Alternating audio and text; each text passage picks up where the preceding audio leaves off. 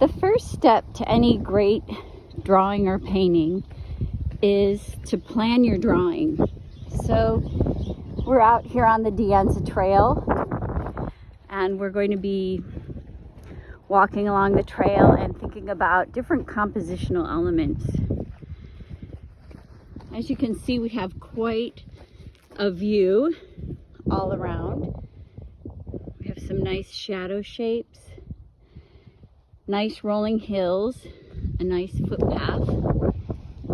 And as you start to consider your drawing, you're thinking about different value patterns. You're thinking of the theory of angles and their corresponding values. I have a worksheet in the lesson plan that goes over considering those values. You're also going to consider the various compositional strategies. I've also included a worksheet on compositional strategies that you can think about as you go out and look at the landscape.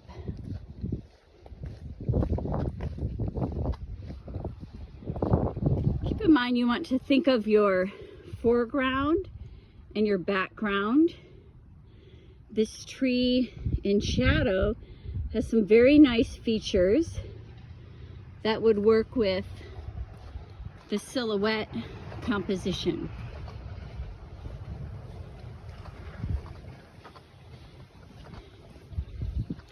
As we move up the trail, you're going to find that there are some nice features in the midground and in the background that lend itself to the pattern strategy, where you're looking out over a landscape and you can look at the different patterns that are created, whether it's by the rolling hills, some fields that are being cultivated. You might find some farm trails.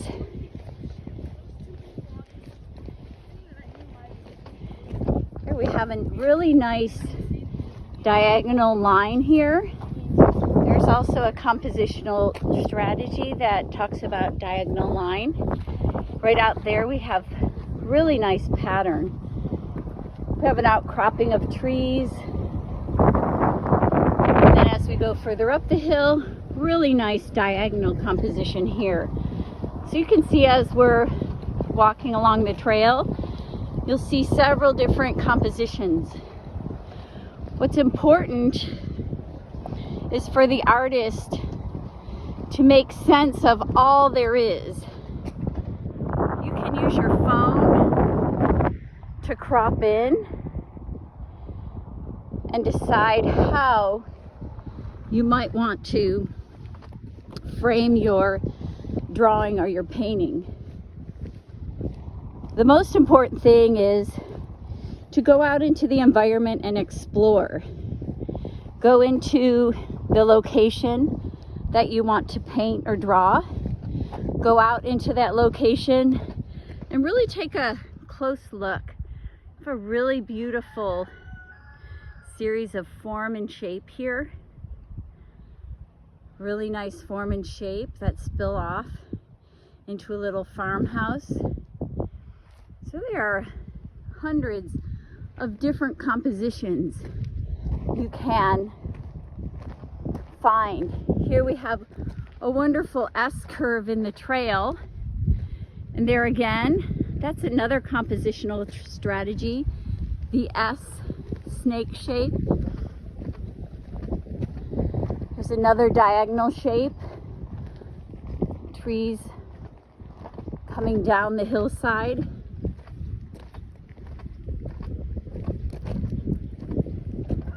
Some nice patterns out in the distance with the farmhouse.